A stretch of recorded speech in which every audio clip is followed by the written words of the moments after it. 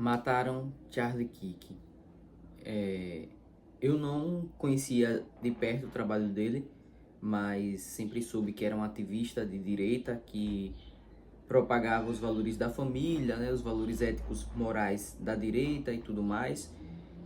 E ele foi, infelizmente, assassinado com requintes de crueldade, eu poderia dizer assim, porque a gente não pode esconder que, de fato, você ser assassinado na frente dos seus fãs, das pessoas que te admiram, na frente dos seus parentes, dos seus filhos, realmente é uma coisa muito triste. E esse é um canal de teologia e nós sempre tentamos aqui comentar coisas que acontecem no mundo também e como a gente consegue vincular isso à teologia cristã, a uma conversa bíblica. E eu acho que esse fenômeno, esse acontecimento, isso que se decorreu, é uma excelente oportunidade para que a gente possa trabalhar essa questão bíblica, como o cristão deve se portar diante de um fato desse, como que o cristão precisa encarar essa situação, esse acontecimento. Eu me lembro que essa polarização de esquerda e direita ficou ferrenha na primeira eleição em que o Bolsonaro participou, né? Em 2018. E após essa eleição, eu me recordo de alguns pastores dizendo que a igreja tem que abraçar as pessoas de todos os espectros políticos, seja de direita, seja de esquerda, não importa. A igreja tem que estar aberta para essas pessoas porque o que salva é o evangelho de Cristo, é a mensagem de Jesus Cristo. E esse discurso ele ecoou e a igreja ela continuou aberta para essas pessoas, para as pessoas que votaram em Lula, para as pessoas que votaram em Bolsonaro.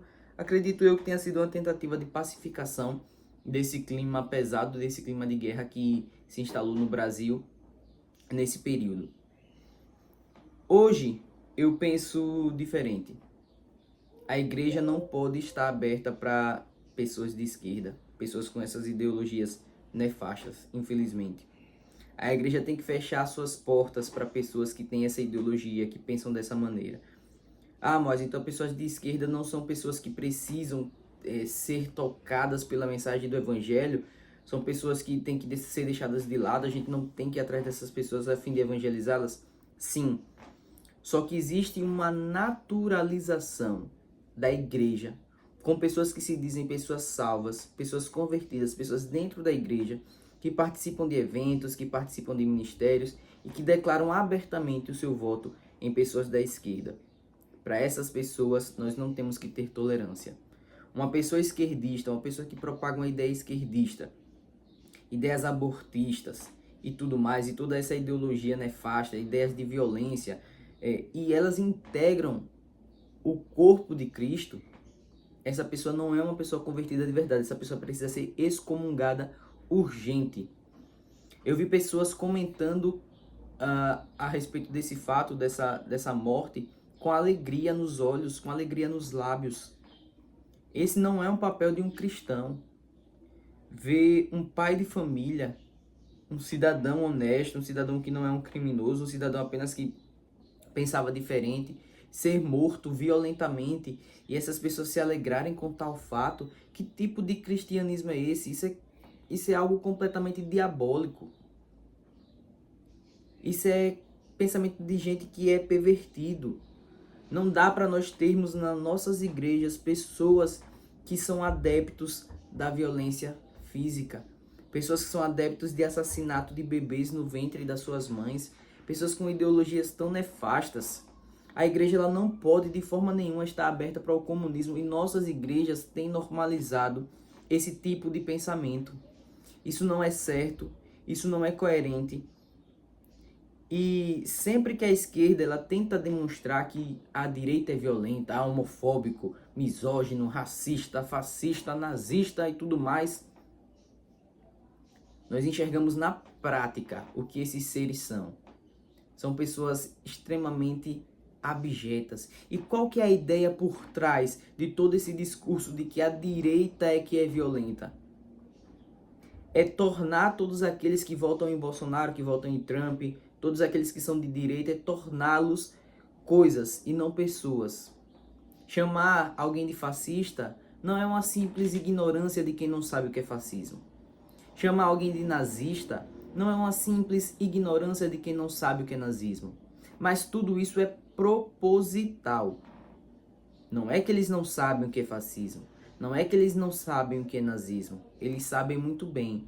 Mas eles rotulam os seus adversários com esses rótulos, porque a ideia dessa galera é torná-los coisas e não pessoas.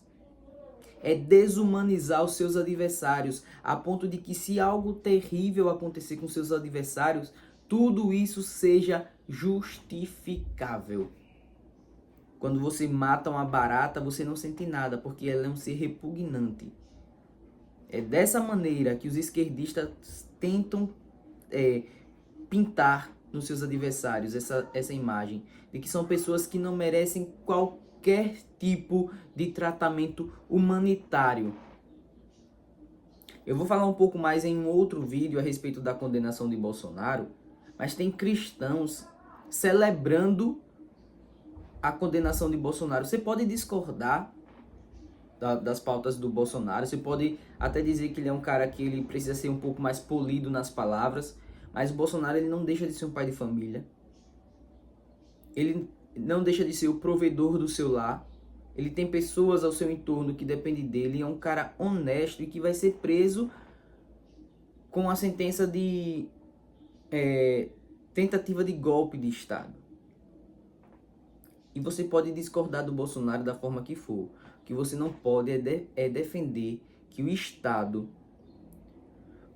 de uma forma extremamente autoritária, condene alguém inocente. Porque vejamos, como é que pode? O Fux fez o seu voto e votou para inocentar o Bolsonaro de tudo. E outro juiz votou para condenar. Então, peraí, tem alguma coisa errada nessa questão. Como um absolve completamente o outro, como é que outro juiz condena em todos as suas denúncias?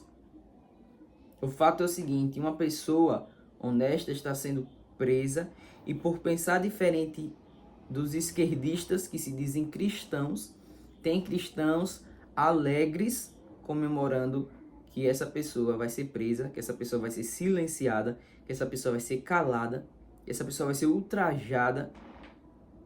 Eu comentei no meu Instagram que a prisão do Bolsonaro era uma prisão certa. Ele foi preso por tentativa de golpe de Estado. Foi condenado, mas era preso por tentativa de golpe de Estado.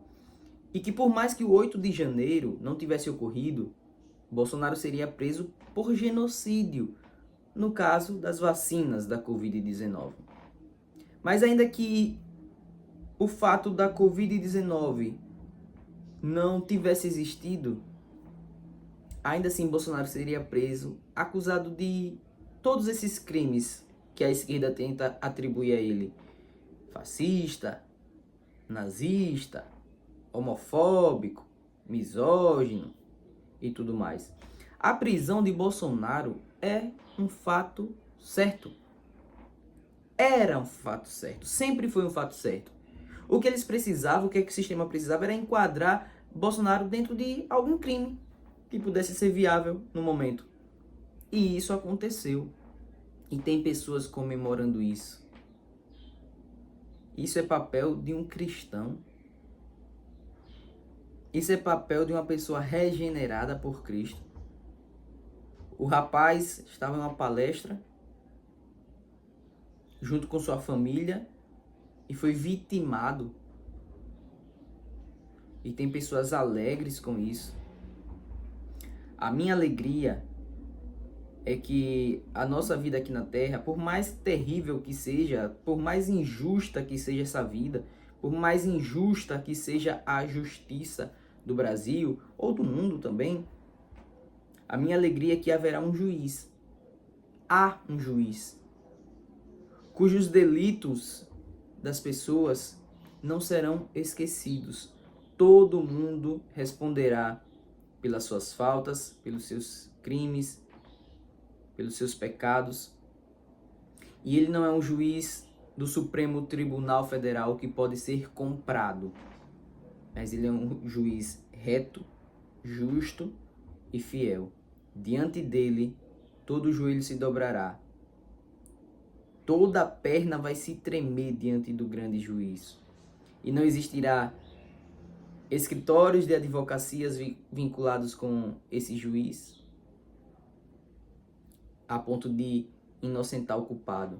O culpado será julgado e condenado. Que Deus abençoe a sua vida. Oremos pelo nosso Brasil, oremos pelo mundo inteiro. Que Deus nos abençoe. Amém.